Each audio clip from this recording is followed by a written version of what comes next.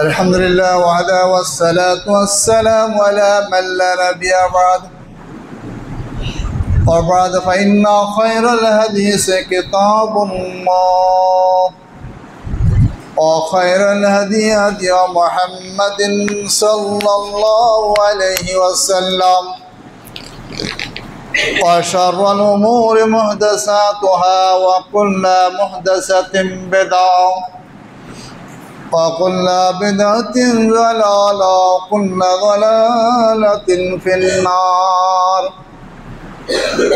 فقد قال الله تبارك وتعالى في كلامه المجيد والفرقانه الحميد.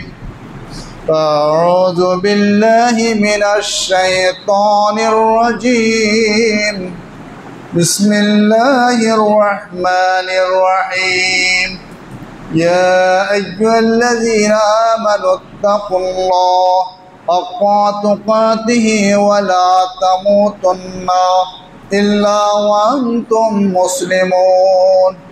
يا أيها الناس اتقوا ربكم الذي خلقكم من نفس واحدة وخلق منها زوجها وبث منهما رجالا كثيرا ونساء واتقوا الله الذي تساءلون به والأرحام إن الله كان عليكم رقيبا. وقال تعالى بسم الله الرحمن الرحيم. الله لا إله إلا هو الحي القيوم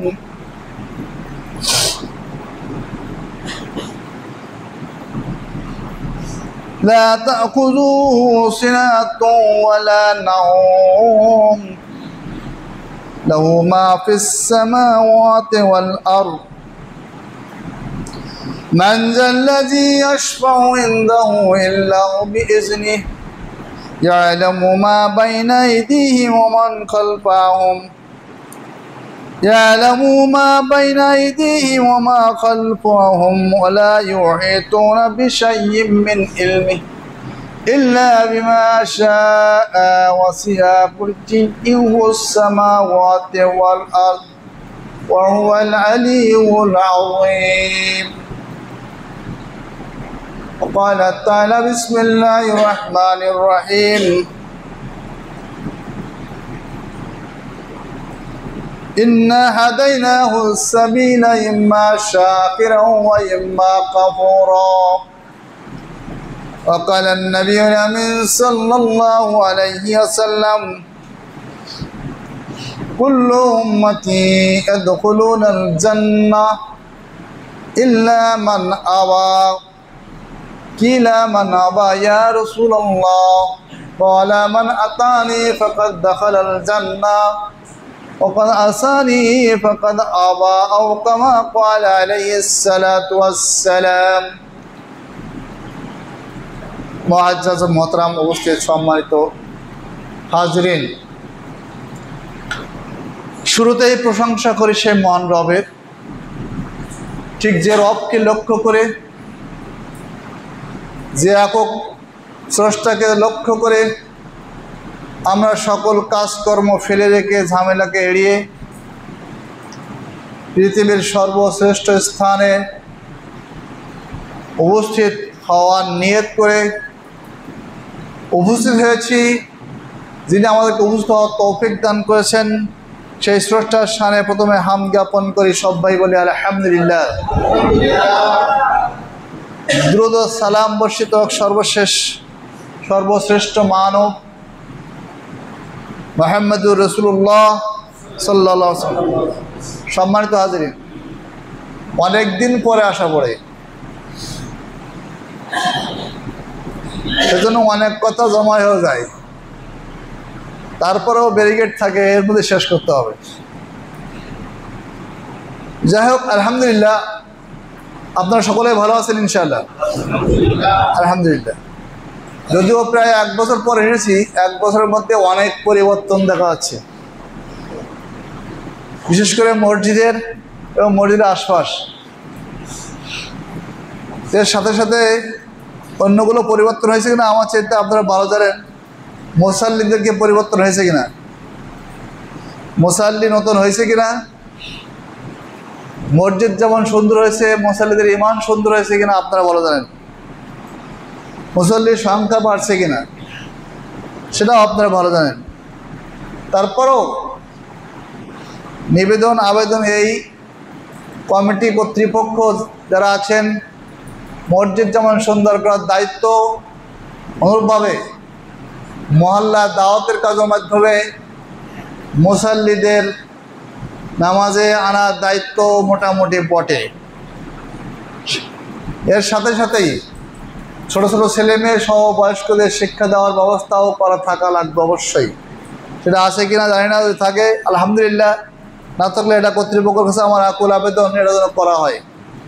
কারণ মসজিদ সৌন্দর্যের সাথে সাথে মুসাল্লি এবং ছোট ছোট বাচ্চাদেরকে বাস্তব শিক্ষাও প্রয়োজন। যাই হোক, সময় সংক্ষেপ আগের থেকেই বলা আছে। আমি একটি আয়াতে শরীফা আপনার সামনে পাঠ করেছি, সেটা সকলের প্রায় মুখস্থ, তাই না? আয়াতটার একটা আলাদা নাম আছে, বলুন তো কী নাম? আয়াতুল কুরসি, চেয়ার। অনেক আয়াতের অনেক ভিন্ন ভিন্ন নাম আছে, এটা ভিন্ন নাম। এর একটা বৈশিষ্ট্য আছে না, আমরা সকলে জানেন না? বিশাল গুরুত্ব। সেটা হলো এই, যদি কোনো মুসাল্লি নিয়মিত ফরজ সালাতের পরে আয়াতুল কুরসি পড়ে, তাহলে তার জন্য একটা বিশাল অফার। কি সেটা? মল্লেই জান্নাত। যদি নিয়মিতভাবে পাঠ করে তাহলে এর জন্য অফার হলো, সুযোগ হলো আল্লাহর পক্ষ থেকে যে সে মল্লেই জান্নাত হবে ইনশাআল্লাহ। এরপরেও যদি কেউ মুখস্থ না করে তাহলে তার জান্নাত হবে ইচ্ছা? কথা বলেন। এরপরে যদি কেউ মুখস্থ না করে তাহলে কি জান্নাত হবে ইচ্ছা? না। এবার আসুন, এই আয়াতটি পড়লে জান্নাতে যেতে হবে, যাবে, এত গুরুত্ব। তাহলে এটা আমরা পাঠও করি বটে, কিন্তু নিশ্চয়ই কি আছে নাকি? কথা বলেন। নিশ্চয়ই কিছু একটা আছে নাকি? সেটা জানার দরকার নাকি? অবশ্যই দরকার, কিন্তু এর দরকার সব কমপ্লিট করতে পারবো না, সময় সংক্ষেপ। মানুষকে জান্নাতে নিয়ে যাওয়ার জন্য আল্লাহ রাব্বুল আলামিন আগে যে দিন 100 বছর আগেই হলেও এসেছিলাম যে আল্লাহ তো সহজে জান্নাতে জাহান্নামে দিবেন না। তার মানে আপনার অনেকে বিভিন্নভাবে কথাগুলো বলেছিলাম, তার একটি অংশ এর থেকে পাঠ করে আজকে অন্য দিকে চলে যাবো ইনশাআল্লাহ। আল্লাহ মানুষকে আসলেই অত সহজে জাহান্নামে দিবে না। তার একটা এরকম ভুরি ভুরি সুযোগ আছে। শয়তানের সাথে যে চ্যালেঞ্জ, সর্বশেষ আল্লাহর অনেক কথা রয়েছে। শয়তান যত যাই করে না, শেষ ক্ষমতা কারা দেয়? শেষ ক্ষমতা কারা দেয়? আল্লাহর হাতে না জনগণের? আওয়াজ জনগণের বলেন না, ক্ষমতার দায় ডাকেন না, জনগণের হাতে ক্ষমতা। এই দায় এবার আবার পুজো না পালাতেছে না, আপনি দেখেছেন কেউ? মুসলমানের দায়িত্ব না, তারপরে দায়িত্ব নিজের হাতে নেছে, যেটা আদৌ কখনোই উচিত ছিল না, কখনোই সুন্নাত ছিল না, অপর ছিল না। এটা সম্পূর্ণ বাড়াবাড়ি, কখনো সম্ভব নয়। যা কিছু ঘোরের দায়। যাক, ওইদিকে আমি যাবো না, এরকম অনেক কথা যাবে। এই আয়াতটিতে আমরা কি বলি তাহলে বোঝা যাবে যে আসলেই কেন এত গুরুত্ব। একটু ভাঙিয়ে নাকি ইনশাআল্লাহ। আয়াতটা প্রথম শুরু হয়েছে আল্লাহ দিয়ে। কি দিয়ে? স্রষ্টা। আমাদের মাঝে পড়বেন, তাহলে সুবিধা হবে, ঘুম আসবে না। আল্লাহু লা ইলাহা ইল্লা হুয়াল হাইয়ুল কাইয়্যুম।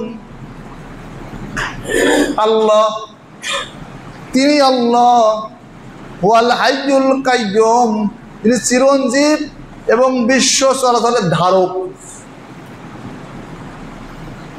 যিনি আল্লাহ, তিনি চিরঞ্জীব, কখনো তাই মৃত্যুবরণ করবেন, তার মৃত্যু হবে না। স্রষ্টার মৃত্যু হয় নাকি? কখনো হয় না। তারপরে বলছেন তিনি বিশ্ব চরাচরের ধারক। এই বিশ্ব নয়, সমস্ত বিশ্ব, আসমান এবং জমিনের ভিতরে বাইরে যেখানে যা আছে সব কিছুর ধারক বাহককে বিশ্বাস হয় তো। তবে মাঝে মাঝে রুজি থেকে ফেল মিটতে হয় না, রুজির মালিক আল্লাহ, এটা মনে থাকে না। হায়াতের মালিক আল্লাহ, এটা মনে থাকে না।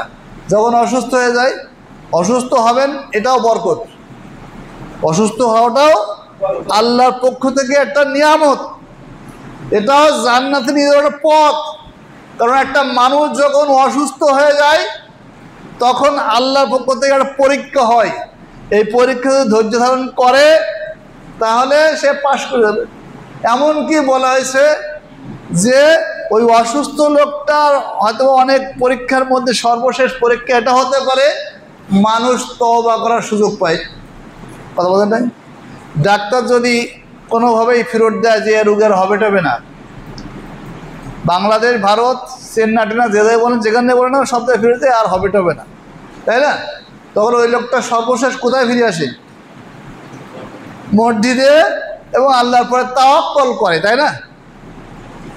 এই তাওয়াক্কুলের মাধ্যমে সে সুযোগ পায় তওবা ইস্তেগফার করে। দেখবেন যে দাড়ি না থাকে দাড়ি রাখে, নামাজি না হলে নামাজও করে, জামাতেও আসে, হজরের জামাতেও আসে, বেশ টুপি মাথায় দিয়েও বেড়ায়। তার মানে কি এটা একটা নিয়ামত যে তোমাকে সংস্কার করে নেওয়ার জন্য এই পরীক্ষাটা দেওয়া হয়েছে, তুমি পরীক্ষায় পাস করেছো, সুবহানাল্লাহ। তাহলে এই বিশ্ব চরাচরের ধারক আল্লাহ। বিশ্ব কেমন? আজকের আমেরিকার এক সায়েন্স গবেষণা জানা গেছে, অ্যাসোসিয়েশন অফ সায়েন্স, ওরা গবেষণায় বলেছে, সর্বলেটেস্ট সংবাদ, বিজ্ঞানীদের, যে বিশ্বে যত সৃষ্টি আছে, রেফারেন্স চাইলে আমরা যত করবো, যত সৃষ্টি আছে সেই সৃষ্টির 99.99, সৃষ্টিকে 100 ভাগ ধরে নেন, 100 ভাগ ধরে নেওয়ার পরে 99.99 গবেষকরা বলছেন এখনো মানুষের অজানা। বলুন সুবহানাল্লাহ। আজকের রেডিও, টিভি সব বা মোবাইলে অনেক কিছু আমরা দেখতেছি, তাই না? নতুন নতুন দেখছেন না, অনেক জীবন দেখছেন না, জীবনেও দেখেননি, দেখা সম্ভাবনা নয়। ওই সাগরের তলায় কি আছে জীবনেও দেখেননি, তাও দেখতেছেন, তাই না? ওই পাহাড়ে কোথায় কি আছে, আফ্রিকার জঙ্গলে কি আছে, সব এখন দেখতেছেন, তাই না? এই সব কিছু তো বৈজ্ঞানিকরা দেশে জানিয়ে, তাই না? কিন্তু তার এগুলো দেওয়ার পরও বলছে যে পৃথিবীতে যত সৃষ্টি স্রষ্টা সৃষ্টি করেছেন তার 99.99 এখনো বৈজ্ঞানিকদের অজানা। বলুন সুবহানাল্লাহ। তাহলে বিশ্ব কেমন? তাহলে বিশ্ব কেমন? কথা বলেন নাই?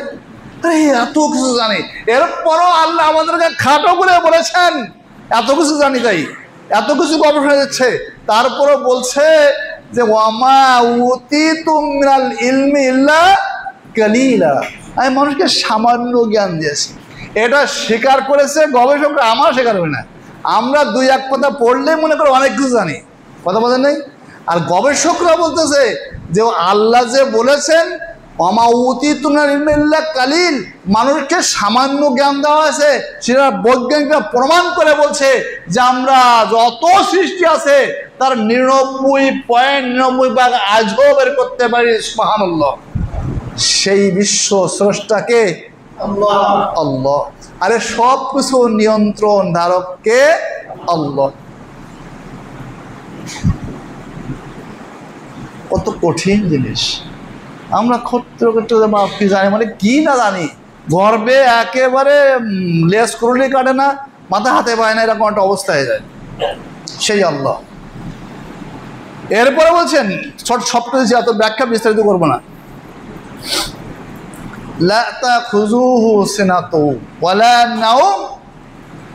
যে স্রষ্টার ইবাদত আমরা করি, আপনি আমি করেন, সেই আল্লাহ কখনো তন্দ্রা বলেন তো, ঘুম ঘুম ভাব, ঘুম না, ঘুম ঘুম ভাব, এই টলি পড়েন আমার ঘুম পড়ে, এটা তন্দ্রা। ওয়ালা নাউম, ঘুম, তন্দ্রাও আসে না, তন্দ্রাও হয় না, ঘুমও হয় না। কার? কারণ ঘুম পড়লে কি হবে? অসুবিধা হবে? আল্লাহ যদি ঘুম পড়লে অসুবিধা হবে? হবে না? হবে। এই যেমন তখন দেন একটা গাড়িতে এক গাড়ি লোক চলছি, কত সুন্দর করে রাত্রে চলছি, গাড়িটা চালাচ্ছে কে? ড্রাইভার, তাই না? ড্রাইভারের কাছে মূল গাড়ির এই চালানো চালক হলো কে? ড্রাইভার। যেমন বিশ্ব চালক আল্লাহ, ড্রাইভার মূল গাড়ির চালক।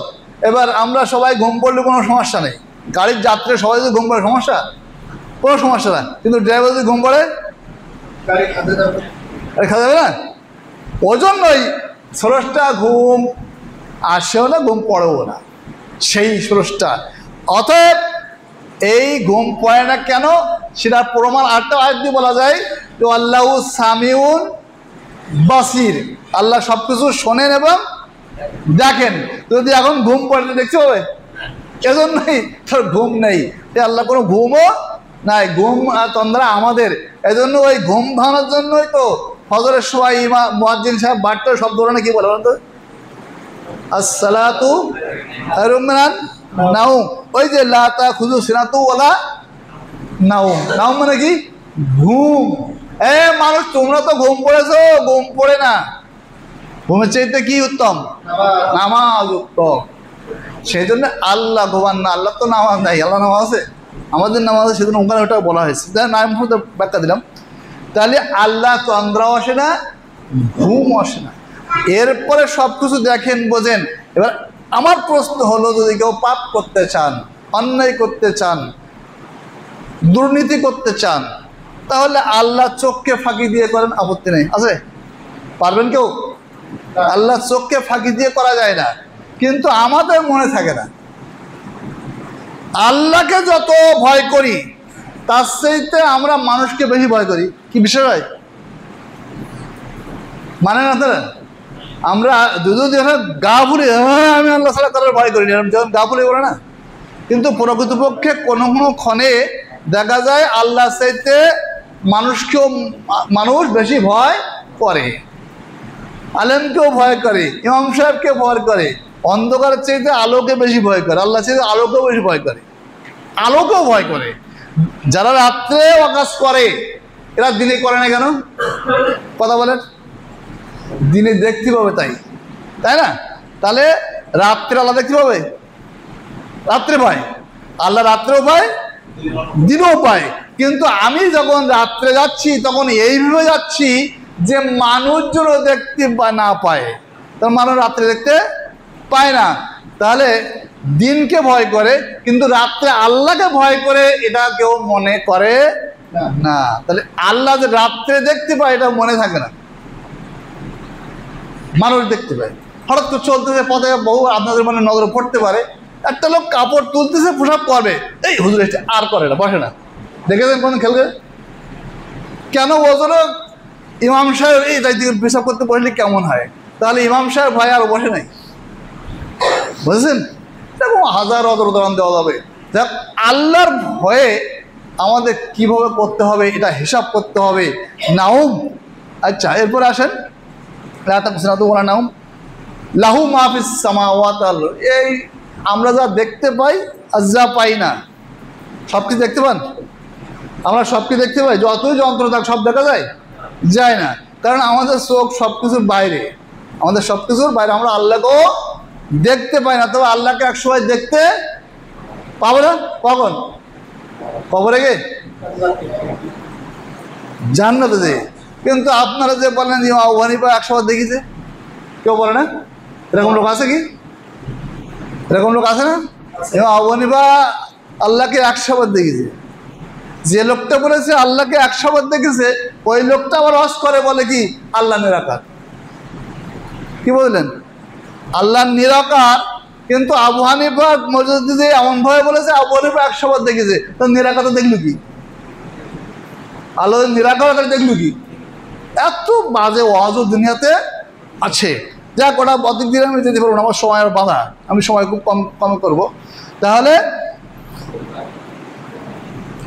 আসমান জমিনে যা দেখা যায় আর না যায় সব কিছু তার অধীনে, তার করা, তার সব কার? আল্লাহ। ওই সমুদ্রের তলদেশে, যে সমুদ্রের তলদেশে এখন অনেক কিছু চীন সহ জাপান অনেক কিছু করছে, তলদেশ দিয়ে রাস্তাতে করতেছে না, সেখানে একটা মাছে ডিম পেড়েছে বা বাচ্চা ছেড়েছে। ওই বাচ্চাটা কি খাবে, সে ফুটবে কি বাঁচবে না, জানে কে? বিশ্বাস হয় তো? বিশ্বাস হয়। আবার ওই পাহাড়ের তলদেশে ছোট্ট একটা পিপিলিকা একটা বাসা করে ডিম পেড়েছে, কে জানে? আল্লাহ জানে। সেই স্রষ্টার এই ক্ষমতাটা বুঝে আপনি যখন শিকার দেবেন সালাত পড়ে, ফজর সালাত খবর দেবেন, তখন আপনার আমার আল্লাহ গর্ব করবে। গর্ব বোঝেন? গর্ব বোঝেন তো? আল্লাহর অহংকার আছে। আল্লাহ চাদর। ও ফেরেশতারা শোনো, তোমরা নাকি বলেছিলে যে মানুষ সৃষ্টি করার দরকার নাই, ওরা পৃথিবীতে মারামারি কাটাকাটি করবে, ওরা তোমার ইবাদত করবে না। দেখো মানুষে ওরা এই ফরজ সালাত পড়েছে, এরপরে আবার কি বলতে, দেখো আমার সম্পর্কে কি বলে দেখো। তাহলে ফেরেশতা আর আল্লাহর সাথে এই কথা হয়, তাহলে ফেরেশতারা কি লজ্জিত হবে না? হবে। তাই তো। আর একটু উদাহরণ দিয়ে বলি। ইমাম সাহেব, আপনাদের ইমাম সাহেব দুজন একটা ব্যবসা করার নিয়ত করেছিলাম। এখন কোনো কার্যক্রম, না ভাই ও আমি যাবো না, তুমি করবে। উনি বলছেন না করো, উপকার হবে। আর না ভাই যাবো না। কারণ কোনো সেই ব্যবসায় নেমে উনি অনেক লাভবান হয়েছেন। পরে আমাদের কিরাম আসেননি, তখন আমি কি লজ্জিত হবো না? হবো। আবার যদি ব্যবসায় লস হয়ে যায়, তখন আমি কি কিরাম বললাম তো করতে হবে না, তখন উনি লজ্জিত হবে, তাই না? কথাটা ভালো বুঝতেছেন তো? জয় যেদিকে হবে সে গর্ব করবে, আর পরাজয় হলে লজ্জিত হবে। এটা এটা ঠিক না? আল্লাহ যখন ফেরেশতাদেরকে বলবে দেখো সেই ফেরেশতা এক, সেই মানুষেরা যাদেরকে সৃষ্টি করার জন্য তোমরা আপত্তি করেছিলে, তাদের মুখ দিয়ে শোনো ফরজের সালাতের পরে বারবার কি বলে, আমার গুণগান তার মুখে কেউ বলুন সুবহানাল্লাহ। আল্লাহর মানুষের গুণগান করলে কি মানুষ খুশি হয় না? হয় না? হয় না? মানুষের গুণগান খুশি হয় না? আমার কাছে যদি 10 টাকা 200 টাকা নেওয়ার জন্য যদি আগে দিয়ে, ও আপনি ছাড়া আমাদের এলাকায় কেউ দান টান করে না, আপনি না দিলে হবে না, আপনি অনেক কিছু করেন, আপনার সুনাম খুব, সকলেই ভালো বলে, এত করে অনেক কিছু বলার পরে সেটা বুঝি 100-2 টাকা একটু লাগতো, কি এরকম বলে না? ঠিক আল্লাহর কাছে ওরকম কোনো কিছু যখন আইলে, তখন আল্লাহ খুশি হয়। দেখ আমার সুনাম, আমাকে চেনে, আমাকে এই বান্দা অবশ্যই চেনে বুঝে, এটাও সে কখনোই ভুল করে না। আর একটা জিনিস শুনে, হে ফেরেশতারা, ওরা এই জান্নাত থেকে যে ওদেরকে বের করে দেওয়া হয়েছে, এই জান্নাত ওরা দেখে নাই। ওরা আদি পিতাকে বের করে দেওয়া হয়েছিল, কারে? আদমকে। ওরা দেখে নাই, কিন্তু এখানে আসার জন্য যে অফার দেওয়া হয়েছে, সেই অফার অনুযায়ী সে প্রতি ফরজ রাতে আমার নাম করতে বা আমার এই বড় হাইলাইট করতে, এটা কখনো ভুল করে না। এবার ফেরেশতা যখন উল্টো বিপরীত ধরবে, যে মানুষটা ঘুমায় নাই, যে মানুষটা নামাজে আসে নাই, আল্লাহ আমরা যে বললাম যে সৃষ্টি করতে না, ওই দেখো ওই রাত্রে চুরি করতে গেছে, মাছ চুরি করেছে, এই চুরি করেছে, ওই চুরি করেছে, এই করেছে, বললাম তো সৃষ্টি করতে পারে, তখন আল্লাহ কি হবে? লজ্জিত হবে না? উল্টা তাই হয় না? এজন্য সেই রবকে আমাদের চিনতে হবে। রবকে না চিনলে কোনোভাবেই আপনি ভাবতে পারেন না খালি নামাজ পড়লেই হবে। কথা বলা যাচ্ছে? আল্লাহর এই প্রশংসা যখন করবেন, তখন আল্লাহ গর্বিত হয়ে ঘোষণাটা অনুযায়ী কার্যকরী লিখে যায় যে ওকে জান্নাত দিয়ে দাও, সুবহানাল্লাহ। যাক, সঙ্গে বলতে হচ্ছে তো আমার ইমাম সাহেব টাইম দেবে, তার 10 মিনিট টাইম পাবো আমি।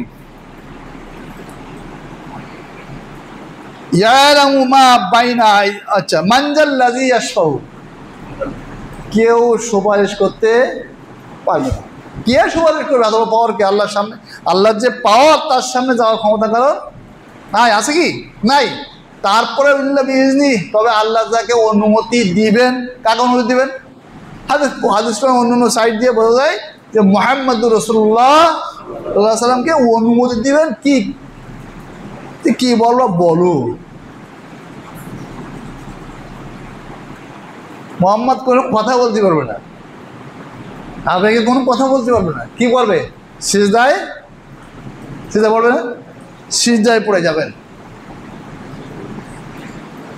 আল্লাহ বলেন এরপর আসাকা এ মোহাম্মদ, এরপর মোহাম্মদ, খালি কাঁদবেন উম্মত কেন, মোহাম্মদ তুমি কি বলো বলো, তারপরে সুপারিশ হবে, তাই তো? তাহলে সেখানে এমন আল্লাহর শক্তি, এমন ক্ষমতা, এমন যে সরকার সুপারিশ কোনো সুযোগ নাই। আল্লাহ আমি ভয় করছি তোমার কোনো সুপারিশ চলবে না, তাই এই তোমার এই আয়াত দিয়ে প্রমাণ, হাদিস দিয়ে প্রমাণ যে আয়াতটি পড়লে জান্নাতে, আমি সেই জান্নাতের আশায় সুপারিশ ছাড়া যেতে যাচ্ছি, বলুন সুবহানাল্লাহ। তারপরেও সুপারিশ লাগবে। পাপের সাগরে ডুবে যাচ্ছি, তাই না? আমরা কি পাপ থেকে কেউ বাইরে আছি? কেউ বলতো না পাপের বাইরে? পাপ থেকে কেউ বাইরে নয়, কিন্তু তার মানে এই নয় এখন পাপ থেকে বেঁচে থাকা যাবে না। যাবে, যাবে। পাপ থেকে বাঁচার খুব উপায় না থাকলেও পাপ যেমন হচ্ছে, বিপরীত দিকে সওয়াবেরও সুযোগ আছে, আছে না? কথা বলেন নাই? সবার সুযোগ আছে না? অবশ্যই আছে। আমি অনেক পাপের ভিতরে চলতে ফিরতে পাপ করছি, কিন্তু এই পাপটার জন্য অনেক বিপরীত দিকে সওয়াবেরও সুযোগ থাকতে হবে, তাহলে তো আমার পাল্লা ফেরিয়ে দেবে, বোঝে না? পাল্লা এরকম এখানে পাপ হয়ে যাচ্ছে, যদি আমি কিছু সব কাজ করতে এবার দিকে ভারী হবে। আল্লাহ রাব্বুল আলামিন বিশ্বকে এমন বই সাজিয়েছেন, তোমার পাপের যেমন হাবুডুবু কর খাচ্ছ মনে করছো, হতাশ হয় না, তোমার জন্য সওয়াবের অনেক অনেক অনেক অধ্যায় সুযোগ অফার আছে, বলুন সুবহানাল্লাহ। মানুষ পাপ করে না, পাপ করে যে কার কাছে? আগের দিন বলেছিলাম, পাপ করে মানুষের আল্লাহর কাছে, না আল্লাহর কাছে পাপ করে না। তাহলে যদি অন্যায় কেউ কারোর কাজ করে, অন্যায় যে আমি ইমাম কাজ করি, আমি ইমাম কাছে যাবো না, ইমাম আমাকে আসবে, কথা বলেন, আমাকে ইমাম কাছে দেবে না? আর আল্লাহ 99 ভাগ দয়া নিয়ে বসে আছেন, উনি রেডি আছেন যে আল্লাহর কাছে পাপ করি, আর আল্লাহ নিজেই আসে। আল্লাহর কাছে আপনি নিজেই, আমি না, আল্লাহ আসে প্রতি শেষ প্রহারে, রাতের শেষ প্রহারে আল্লাহ নিজেই আসে, 100 ভাগের 99 ভাগ দয়া নিয়ে বসে আছেন। আমি পাপ করেছি, আল্লাহ তবুও বসে নাই যে আমার ভাগের 99 ভাগ দয়া হতে আমার বান্দাকে জাহান্নামে যাবে, ওটা সম্ভব নয়, দেখি আমি একটু এগিয়ে যাই, ওকে দেখি কিছু করা যায়। আজ কি বলে আরবিতে, বাংলা শোনেন, কে আসো বলো, তোমার কি পাপ ক্ষমা চাও, কে বলে? আল্লাহ আসি বলেন, আমাদের এই বলতে হয় আল্লাহ আসে, তাই না? তাহলে আল্লাহ অবশ্য আসে না? আল্লাহ আকার আছে না? আছে। আল্লাহ আসে, আসে শেষ প্রহরে, বলো তোমার কি পাপ করেছে বলো, আমি আসি। যাওয়ার দরকার ছিল কার? আমার। আসতেছে কার? আল্লাহ। দয়া কোথায়? তোমার কি অভাব আছে বলো, কি লাগবে বলো, কি সমস্যা বলো, কত টাকা বলো, সব আল্লাহ বলে। আর আমি সেই সময় কি কম করি, আরো যদি বেশি করে বলি তা বাধাই যাবেন। দেখেন, ধরে নেন আমি আপনার ইমাম সাহেব এই ঘরে থাকে না, একটু থাকে না, আমি রাত বিপদে পড়ে রাত্রে এসেছি, ইমাম সাহেব ইমাম সাহেব ওঠেন, দাদা দানা না না ওঠো, নানা ওঠো। আমার কথা শুনে আপনারা অনেক দুজন উঠেছেন, কিন্তু উনি ওঠেন নাই, কথা বলেন নাই। সকালে আমাকে গাল দেবেন, ওনাকে গাল দেবেন, হ্যাঁ তো কি হয়েছ, সে লোকটা আইসে তোমার ডাকতেছে, তুমি ডাকছো না, কি বলবেন না আপনারা? কথা বলেন, বলেন। এটা আপনারা সবাই বুঝি, মানুষের ক্ষেত্রে মানুষ বুঝি, কিন্তু আল্লাহ আপনার আমার সামনে এসে ডাকতেছে, আল্লাহ ফিরে যাচ্ছে, আমরা কেউ মান সম্মান কেউ বুঝি না যে আল্লাহ আমাকে ডেকেছে, একবার উঠলাম না, কেউ বলেছেন? তাহলে আল্লাহ সে যে মানুষের মূল্য বেশি না? হাবিবুল্লাহ আবার ফিরে গেলে নুরুল্লাহকে কালকে বলি যে হ্যাঁ এত বড় পাওয়ার, তুমি কি এটা কি একটা লোক আইছে, তুমি ডাক শুনলে না, আমার কত মূল্যায়ন করলেন। কিন্তু এই দোয়ার থেকে, নুরুল্লাহ দোয়ার থেকে আল্লাহ প্রতিনিয়ত ফিরে যাচ্ছে, আপনারা একবারও কেউ মনে ব্যথা পান নাই? বলেন তো আজকে শুক্রবার কয়জন দু রাকাত হলেও তাহাজ্জুদ পড়েছেন? খালি বাবা বাবা বাবা, আরে অভাব বলবেন কেন? অভাব কাকে বলবেন? কাকে বলতে হবে? আগের দিন বলেছিলাম যে আল্লাহ কই যে এই জায়গা না সবচেয়ে নিকটতম, তার আল্লাহকে বলতে হবে না? আল্লাহকে বলেছেন কোনো অভাব? কেউ বলেনি, খালি মানুষের কাছে বলে। সব বলছি, সব কিছু স্রোতটা সব আল্লাহ, আবার অভাব বলে কার কাছে? আল্লাহ সেই অভাব শোনার জন্য আসে, সেই আল্লাহ তার হাতের মুঠোয়। আর আমি হওয়াগা শুয়ে থাকি আর মনে করে আরে বাবারে আমি মুসলমান, তারপরে আরটা কি টাইটেল আছে না কি, আহলে, আরে সব দল জাহান্নামের আহলেদের ভেসে নাউজুবিল্লাহ মিন জালিক। আহলে মুসলমানের ছেলে কি মুসলমান হয়? হয় বলেন? ডাক্তার ছেলে ডাক্তার হয়? হয় না। ইঞ্জিনিয়ার ছেলে ইঞ্জিনিয়ার হয়? হয় না। কিন্তু মুসলমানের ছেলে তাও কি হয়? আমাদের দেখেন মুসলমান নাম লাগাতে মনে করে মুসলমান, কিন্তু আদতেও কিন্তু সে মুসলমান হয় না।